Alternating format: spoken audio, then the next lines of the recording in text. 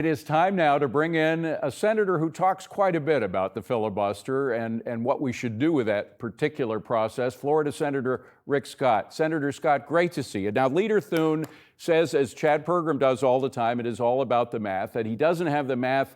You need 60 votes, according to the filibuster rule, et cetera, in order to pass something in the Senate. And he says you don't even have the math. Thune says you don't even have the math to stop the filibuster in this process, to which you say what? Well, first off, the filibuster was always to stop debate.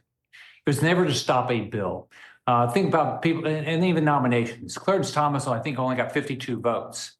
So the way the filibuster historically was used is senators would talk, and at some point would say, we've talked enough. Now we're going to vote. And that only takes 50 plus one vote.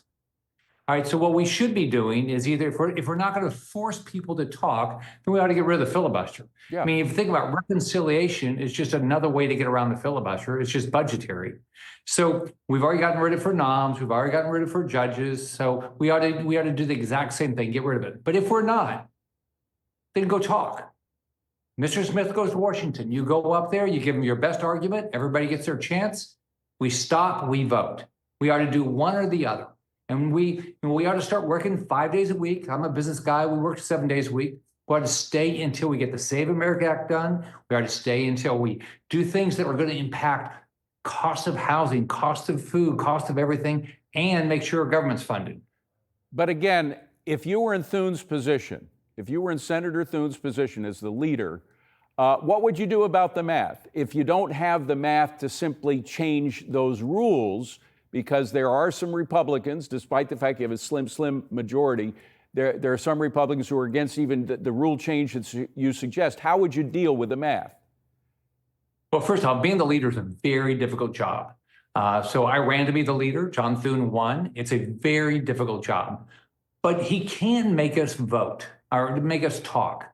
And he can also bring up votes. Like, if we can't pass the entire Save America Act, let's just do a vote just on voter ID. Right. Or just on, you have to be an American citizen registered to vote. Let's go vote and just see. And maybe they'll block it because of the filibuster. But at some point, the public, who overwhelmingly wants the Save America Act, overwhelmingly wants government funded, and so many other things, they're going to say, wait a minute, Democrats, what are you doing? Yeah. So I believe, I'm a business guy. I got my stuff done because I talk. That's why I invited President Trump to the Wednesday lunch, which I'm responsible for. I talk to people. And that's how I've gotten things done. And so I think that's what we should be doing. Absolutely. By the way, Larry Kudlow had on the erstwhile Senator Lankford the other day, and he really read him the riot act. I want to play a little bit of it and get your reaction. Roll that tape.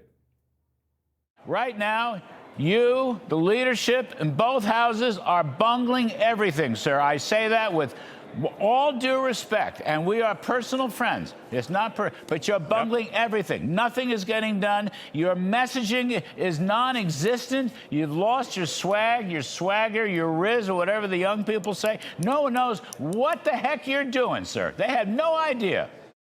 Was Larry fair on that? And if Republicans lose in November, if they lose the Senate, is it time for new leadership? Well, I think Senator Thune will continue to be the leader. But here's what I believe, and I've sent a letter to my colleagues. I've been very vocal about this. We need to be up there 5 days a week. We need to do like my mom said. I couldn't leave the house on Saturday morning until we clean the house. We shouldn't be leaving until we get these things done. But worst case, we ought to be voting all day long about the things that are important to Americans. How do we get the price of housing down? How do we get inflation under control? How do we balance a budget? And we ought to be trying things every day. What can we get done? Every day we ought to be voting. But more than voting, the messaging. Again, Larry is so specific about that, and I think it's so true. Americans don't see that messaging that you were just talking about. What are you going to do to change the lives of Americans who feel overwhelmed by not being able to buy a house or dealing with the house that they bought?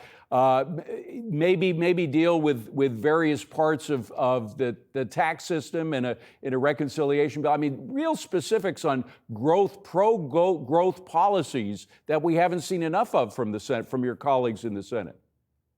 Well, we've got to be way more aggressive if we expect people to vote for it. Look, I grew up in public housing. If you look at where when mandamis are, they are talking about the issues that people care about. So we've got to say socialism doesn't actually work. It's not going to make things cheaper. It's not going to improve your life. It's not going to get you a job. Here's our story. Here's how we're going to get you a job. We're going to get inflation down. We're going to balance the budget. We're going to reduce your taxes. We're going to do what a lot of things that Larry has said. We're going to have inflation adjusted for capital gains, things Yes. like that. All sorts of these things.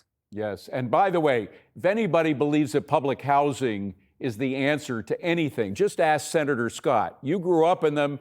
I used to teach in Cabrini Green outside of Chicago, or right in Chicago, actually.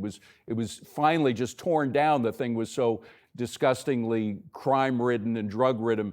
That's the way of most public housing in America, isn't it? I mean, why are we thinking of going back to that, doubling down on that mistake?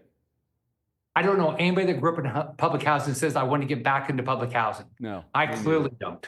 Me neither. Senator Scott, great to see you. Thank you for coming on. Have a good weekend. You too. Bye-bye. Appreciate it.